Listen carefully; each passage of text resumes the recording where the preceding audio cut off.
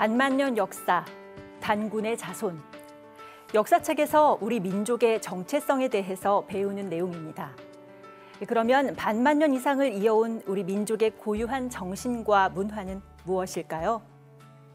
오늘은 한민족 문화의 원형 신교란 책을 통해 우리의 고유한 정신세계와 문화의 원형을 찾아보도록 하겠습니다.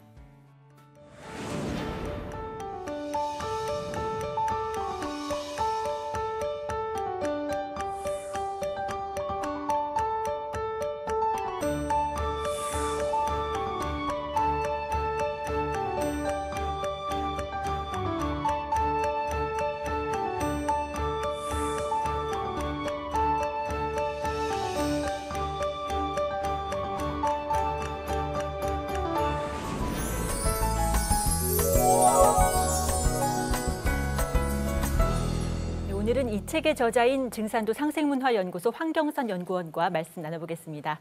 안녕하세요, 박사님. 네, 먼저 신교란 무엇인지 간단히 소개해 주시겠습니까? 상고 저희 이제 한민족에게는 그러니까 유불선 3교가 들어오기 이전에 우리 결의 삶을 이끌어온 고유 문화가 있었습니다.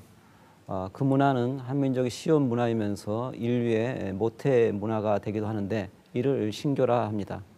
우리 민족의 이 기층 문화, 뿌리 문화를 관련 학자들은 선도, 고신도, 수두교 등 여러 이름으로 부르고 있는데 이와 관련된 가장 훨씬 오래된 그 문헌을 보면은 채치원의 낭낭비서를 들 수 있습니다. 이를 통해서 신교가 무엇인지 우리가 살필 수가 있는데요. 이 낭낭비서를 보면 우리나라에 현묘한 도가 있었는데 이를 풍류라고 한다. 교를 설한 내력은 선사에 자세히 실려 있는데 내용은 유불선 3교를 포함한다. 이렇게 되어 있습니다. 이로부터 알 수 있는 것은 채치원이 낭낭비서를 기록하기 이전부터 이미 풍류라고 부르는 어떤 고유의 가르침이 선사에 실려 있었다는 점과 또 유불선 3교 요소가 이 풍류라고 부르는 고유한 도에 포함되어 있다는 것을 알 수 있습니다. 이처럼 채치원의 낭낭비서에서 풍류라고 부르는 현묘한 도, 그 한민족의 고유 문화가 바로 신교입니다. 그래서 채치원의 낭낭비서는 이 우리의 신교의 존재와 그 성격을 증거해주는 그러한 기록이라고 하겠습니다. 네, 우리에게 고유의 종교 문화가 있었고 그것이 신교라는 말씀을 하셨는데요. 신교라는 말이 좀 생소합니다. 네, 앞서 말씀드린 대로 아주 상고시대 한국 배달 고조선의 삼성조 시대 이래 한민족의 삶의 중심이 되어 온 것이다. 이렇게 말씀드릴 수 있고요. 한국 배달 고조선의 이 삼성도 시대에 대해서는 이 삼국유사의 신화적인 방식으로 기술되어 있죠. 잘 알고 있듯이 한국의 통치자 환인에게는 환웅이라는 아들이 있었고 그 환웅이 인간 세상을 구하겠다라고 이렇게 하던 터에 환인 천재가 인간 세상을 이롭게 할 만한 그러한 땅을 골라서 환웅이 이 동방의 태백산으로 옮겨가서 나라를 연 것이 배달이고 그리고 이어서 단군왕금이 배달을 계승해서 조선을 연 것이 삼성조 시대를 말합니다. 바로 이 신교라고 하는 것은 이 삼성조 시대에 우리의 삶을 지배해온 그러한 그 문화였고 이것은 그 후에도 그 맥이 이어져 왔다 이렇게 말씀드릴 수 있겠습니다. 따라서 신교를 문자적인 뜻으로 보면 신의 가르침, 신의 뜻이 되겠습니다. 그래서 말씀드린 대로 신교가 한민족의 삶의 중심이었다라고 하는 것은 신의 뜻, 신의 가르침이 그 당시 사람들의 삶의 중심이었다 이렇게 말씀드릴 수 있겠습니다. 다시 말해서 그들은 신교로서 다스림과 가르침의 모든 삶의 중심으로 삼아온 것이죠. 그들은 신교로서 다스리고 가르치고 사고하고 또 소망했던 것이라고 할 수 있겠습니다. 이 신교란 표현은 여러 문헌에도 나오는데요. 먼저 귀원사라는 문헌을 보면 내 생각에 우리나라는 신으로 가르침을 베풀고 다시 말해서 이신설교, 옛것을 쫓으니 그것이 풍속이 되어 사람들 마음이 점차 안정되었다라는 기록을 발견할 수 있고요.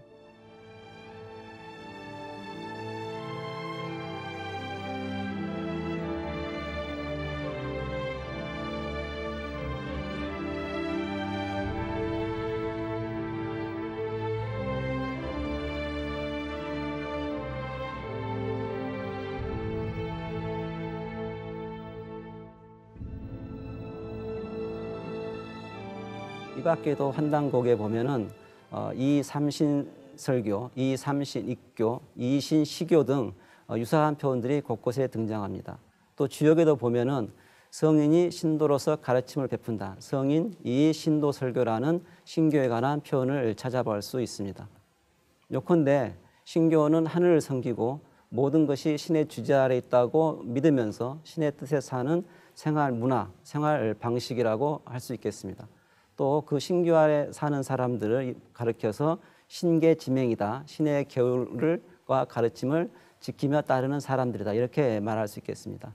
앞서 우리가 삼국유사도 이야기했지만은 한웅에게 찾아가서 인간이 되고자 빌었던 웅녀, 역사적인 사실에 비춰서 부합해서 말하면 사실은 웅족의 백성이나 웅족 여자가 되겠죠. 이들이 한웅에게 강구한 것도 신계지명. 그래서 신교 문화 아래에서 신의 뜻을 지키며 살아가는 그런 인간이 되고 싶다라는 것이었습니다. 신교란 신의 가르침으로 사는 우리 고유의 문화다라는 말씀을 하셨는데요. 여기서 신이란 어떤 신을 말하는 건가요? 네, 그것은 중요한 질문이고 또 참 어려운 질문인데요. 흔히 신에 대해서 우리가 이해하기를 모든 것을 낳고 다스리는 절대자 이렇게 이해를 하고 있습니다. 이 신교 문화에서는 바로 이 신을 삼신이라고 부르는데요. 여기에는 여기 삼신에는 두 가지 뜻이 있습니다. 첫째는 우주에 충만한 어떤 창조적인 신성을 이야기합니다. 또 환단곡에 보면은 바로 이 삼신이 모든 것을 낳느니라라는 말대로 이 삼신은 모든 것이 그리로부터 나서 또 그리로 돌아가는 우주 만유의 어떤 하나의 근원자리고 뿌리라고 말할 수 있습니다.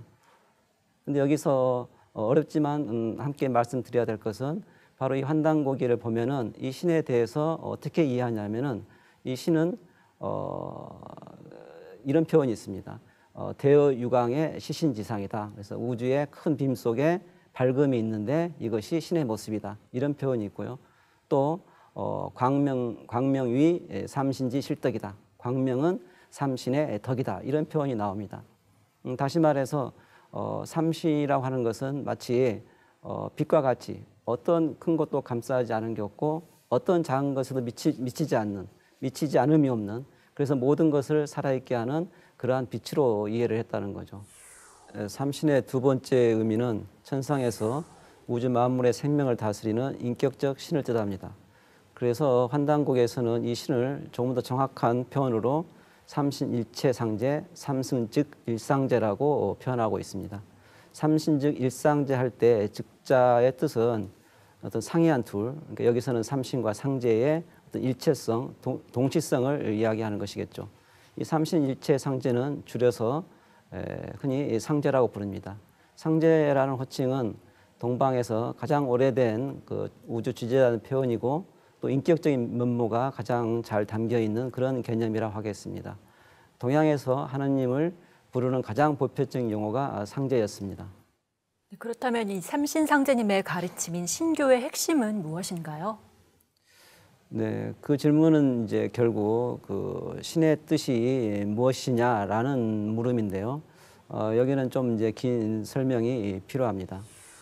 그 뜻을 따르는 제천 문화가 먼저 신교의 어떤 핵심으로 이야기를 해야 됩니다. 모든 것이 상제 주제 아래 이루어짐을 믿고 상제의 은혜에 감사하고 그 뜻에 따르는 것이죠.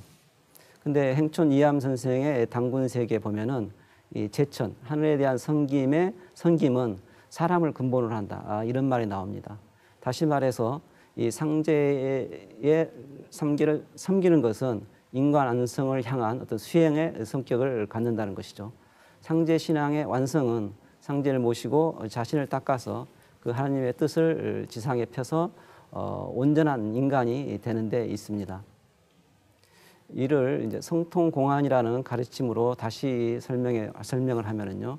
성통은 신으로부터 주어진 자기 본성을 틔우는 것, 다시 찾는 것을 말합니다. 그래서 내 안에 어떤 신성을 찾아 삼신과 하나 돼서 그 참 마음자리에서 상제를 섬기는 것입니다. 그런데 앞에서 저희가 삼신의 본질을 그 조화를 빛이라고 했고 광명이라고 했습니다. 따라서 여기서 말하는 성통은 삼신과 이 하나 된다고 하는 성통은 이 천지 생명의 빛이고 광명과 이 하나가 되는 성통 광명이라고 다시 말씀드릴 수 있겠습니다. 다음으로 성통 공안에서 공안은 이 천명으로 하늘로부터 주어진 공업 혹은 과업을 완수하는 것인데요. 그렇다면 천명이 무엇이냐? 이것은 환인, 환웅, 당군 삼성조의 이 가르침에 비춰보면은 그것은 바로 홍익인간이었습니다. 홍익인간은 흔히 널리 인간을 이롭게 하라 이렇게 풀이되는데요. 널리 인간을 이롭게 할 때 그 인간을 이롭게 하는 궁극은 바로 그 사람이 나와 더불어서 우리들 인간이 되어야 할 바의 그 제 모습, 참 모습을 찾아가서 완전한 인간이 되도록 해주는 데 있습니다. 또 성통공안의 인간 완성은 오직 상제신앙을 통해서만 가능합니다. 신교 문화에서는 이 완성된 인간을 다른 말로 태일이라고 부르는데요. 삼신과 크게 하나가 되었다고 해서 태일이라고 합니다. 또 선, 신선선자, 선이라고도 하는데요. 이 태일의 인간은 천지의 신성과 하나 돼서 또 무병장생의 생명을 얻고 천지조화의 어떤 자유의 경계를 지닌 선이기도 하다는 것입니다. 지금까지 긴 설명이 됐는데요. 또 이 신교의 중해에 관한 설명인 만큼 다시 부연해서 말씀드리고 싶습니다. 당군세기 11세 도예당군제에 보면은 연표문이 나오는데 이 연표문을 가지고 이 신교의 핵심을 다시 한번 정리하도록 하겠습니다. 이 연표문을 보면 일신강충하사 성통광명하니 제세이화하여 홍익인간하라는 말이 나옵니다. 해석을 해보면 일신강충, 즉 삼신께서 참 마음을 내려주셔서 성통광명, 사람의 본성은 본래 신의 광명에 통해 있으니 제세이화, 삼신의 가르침으로 세상을 다스려 깨우쳐서 홍익인간, 청지광명의 뜻과 대이상을 성취하는 홍익인간의 길을 갈지어다. 이렇게 해석을 할 수 있겠습니다.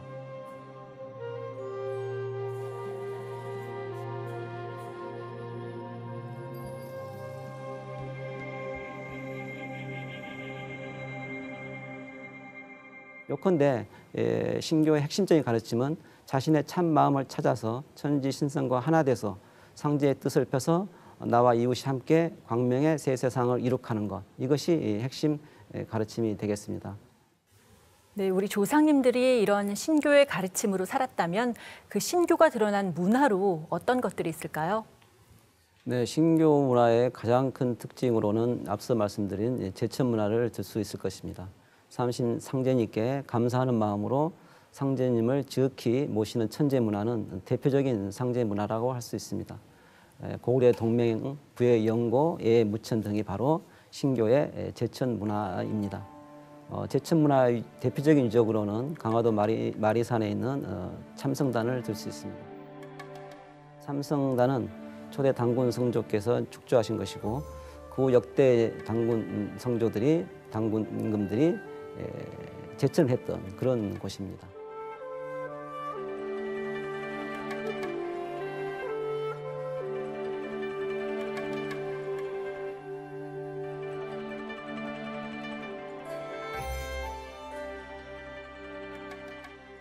강화도 마리산의 경우처럼 천재는 이제 주로 산에서 지내는데 이와 관련해 가지고 하나의 흥미있는 얘기를 소개해 드리고 싶은데요. 우리나라에는 혹은 우리 고장에는 태백산, 백두산, 마리산, 두산, 머리두자의 두산, 검산, 신산, 수리산, 가막산 이런 산들이 있습니다. 그런데 이것을 말씀드린 신교의 어떤 신관에 비춰서 보면은 사실은 그 산 이름들이 음은 다르지만 뜻은 같은, 말하자면 이음 동의어의 산 이름들이다라고 할 수 있습니다. 무슨 말이냐면 우리말 검이라고 하는 것은 신의 뜻이고 신의 본질은 광명이고 빛이고 또 색으로 보면 백색이고 또 신은 우리들에게 어떤 숭상의 대상이니까 높은 것이니까 방금 열거한 산 이름들은 사실은 음은 다르지만 같은 뜻의 이름이라는 것입니다. 아마도 이제 그러한 산 이름들의 산은 그곳에서 상제에게 천제를 올리고 제사를 올리고 더불어서 우리 민족의 스승이고 우리 결의 시조로서 어버이이고 또 통치자이면서 또 죽어서는 신이 된 환인, 한웅, 당군 등의 삼성조를 함께 제사하던 그러한 신성한 곳이 있던 산일 것이라고 생각합니다. 이렇게 본다면 그러한 산 이름들은 우리나라의 광범했던 천재 문화의 그 흔적을 보여주는 증거들이라고 할 수 있겠습니다. 또 마을 입구에 장대에 그 새를 앉혀서 하늘과의 소통을 기했던 솥대, 또 머리는 하나이지만 다리가 셋인, 그리고 이 하늘의 사자로 여겨온 삼조고, 또 농부들이 들판에서 음식을 먹기 전에 먼저 음식을 떼서 세 번 땅에 뿌리는 그런 고실의 풍속들이 우리 천재 문화의 흔적들을 할 수 있고요. 또 가까운 예로 우리 할머니 어머니들이 장독대에 정화수를 놓고 그 하늘에 비손하던 그러한 기도 문화가 우리가 일상에서 쉽게 찾아볼 수 있는 그 천재 문화, 신교 문화라고 하겠습니다. 네, 우리에게 이렇게 위대한 가르침과 문화가 있었는데요. 신교는 역사 속에서 어떻게 이어져 왔나요? 네, 제가 서두에 소개해드린 그 낭낭비서의 풍류에 대해서 언급하는 기록을 말씀드린 적이 있습니다. 그걸 비춰보면은 신라 시대까지도 풍류라는 이름으로 불리는 고유한도 신교가 이어져 왔다는 거죠. 그리고 그 고려 시대에도 신라의 전통을 계승한 팔관의 연등회가 바로 이러한 그 신교 문화의 그 국가 행사이고요. 또 조선 초기만 해도 여러 신하들이 천재를 거행할 것을 상소하는 그러한 기록들이 찾아볼 수 있습니다. 이로 볼 때 조선시대 초기만 해도 이 천재 문화로 대표되는 이러한 그 신교 문화가 그 맥을 이어져 온 것이죠. 그러나 이제 그 유불선 등의 삼교가 유입되고 또 갈수록 그 세력이 강해지면서 신교는 점차 쇠퇴하고 때로 혹은 다른 종교의 어떤 색깔을 입고 또는 무속의 형태로 변형되어 왔다고 할 수 있겠습니다. 그러다 조선 말에 수훈 체제에 의해서 동학이 창도되면서 신교는 다시 한번 부흥을 꾀하게 됩니다. 네, 동학이 신교의 맥을 이었다고 하셨는데요. 어떤 면에서 그런 건가요? 네, 수훈 체제우는 그러니까 1860년에 이제 그 동안의 하늘에 대한 어떤 기도가 이제 응해서 상제님을 칭견할 기회를 갖게 되고, 그때 이제 상제님으로부터 가르침을 받아 내려 가지고 시천주 주문을 짓습니다. 주문의 내용을 소개하면 시천주 조화정, 영세불망 만사지, 직이금지, 온유대강 이렇습니다. 이 21자 주문에 동학의 요체가 담겨 있습니다. 이 주문을 통해서 그 동학의 뜻을 우리가 헤아릴 수 있는데, 수훈의 그 밖에 다른 가르침들을 우리가 고려하면서 이 주문의 뜻의 어떤 뜻을 대략 말씀을 드리면, 수심정기, 마음을 닫고 기운을 바르게 해서 천지의 지기가 크게 내려서 그것과 하나 되기를 원합니다. 그리고 시천주, 조화정, 영세분방, 만사지. 그리고 지기 하나 되는 그 참마음 자리에서 상제님을 섬기고 또 조화를 정해서 모든 것을 할 줄 아는 그 만사지의 도통을 얻게 되니 영생토록 그 은혜를 잊지 못하겠습니다. 이렇게 우리가 풀이를 할 수 있겠습니다. 또 수훈은 무국주이라는 새 운수가 돌아오면서 다시 개벽을 거쳐 새로운 세상이 펼쳐진다고 했습니다. 이상의 얘기를 종합하면 수훈 동학의 핵심은 천주인 상제의 존재를 간증했고, 더욱이 시천주 주문을 받아내려서 이 상제 신앙의 어떤 부흥을 꾀했다는 거죠. 그리고 또한 무국지운이라는 새로운 운수가 돌아오면서 시천주 신앙으로 인간 완성을 이루어서 모두가 지상 신선으로 화하는 새로운 세상을 열어라라는 가르침으로 수훈 동학을 요약할 수 있겠습니다. 이것은 바로 신교의 그 핵심 가르침, 즉 삼신과 하나 되는 그러한 그 마음자리에서 상제를 섬기고 그 하나님의 뜻을 펴서 이웃과 더불어 태일의 인간으로 새로 나서 광명의 세상을 열어라 라는 그 신교의 이념을 새롭게 반복하는 것입니다. 그리고 그만큼 수훈은 신교를 계승하고 있다, 신교의 부흥을 기하고 있다, 이렇게 이야기할 수 있겠습니다. 그러나 1864년 수훈의 나이 41세 때 세상을 어지럽혔다라는 제목으로 대구 장대에서 형장 이슬로 사라지고, 그 후에 수훈의 동학은 변형되거나 애곡되거나 혹은 잊혀지고, 그렇게 해서 이 완성되지 못한 미완의 동학은 이제 참 동학을 기약하게 됩니다. 예, 마지막으로 오늘 말씀 정리해 주시겠습니까? 네, 지금까지 설명해 드린 대로 신교는 상제님을 모시고 삼신과 크게 하나 돼서 완성된 인간, 태일, 달리 말하면은 선이 되어라라고 가르치고 있습니다. 또한 그 가르침을 이웃과 함께 나누어서 모두가 온 인류가 성공하는 홍익 인간의 세상, 상생의 세상을 지향했습니다. 이 신교의 맥은 바로 조선마을 수훈 동학에 의해서 다시 한번 부흥을 시도하지만 그거는 완성되지 못하고 미완으로 남게 됩니다. 이 신교의 이념은 1871년 인간으로 오신 삼신상제님, 증산상제님이 가르치신 새로운 진리 안에서 결실을 보게 됩니다. 이 가르침의 핵심은 도래하는 새로운 변화, 수훈이 말하는 어떤 다시개벽을 맞이해서 우리 모두가 상제님을 섬기고 삼신과 하나 되는 그러한 참 마음으로 하나님의 뜻을 지상에 일으켜서 모두가 행복을 누리는 그러한 성경 세상을 열라는 것입니다. 이것은 결국 신교의 이념이었고 또 수훈 동학에서 한때 꽃피웠던 그러한 신교의 뜻과 이상이 열매가 되는 것이라고 하겠습니다. 네, 박사님, 오늘 말씀 감사합니다.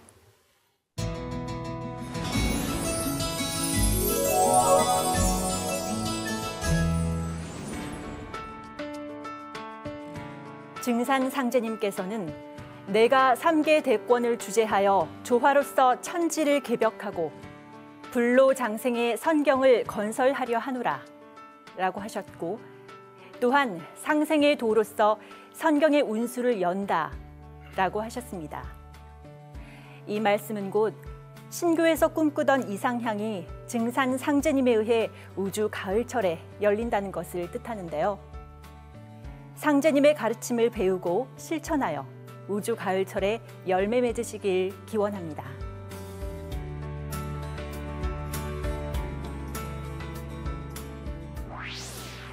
학교 교과서에서는 불교, 유교를 토착화시킨 문화를 우리의 전통이자 고유 문화라고 많이 배워왔습니다.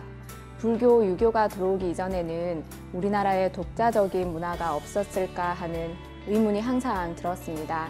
이 책을 읽고서 우리나라에 아주 오래전부터 신교라는 고유 문화가 있었고, 신교가 오히려 유교와 불교의 모체가 된다는 놀라운 사실을 알게 되어 가슴이 벅찼습니다. 한국인이 어떤 정신 세계 속에서 살았는지 알고 싶다면 한 번쯤 꼭 읽어야 하는 책이 아닌가라는 생각을 했습니다.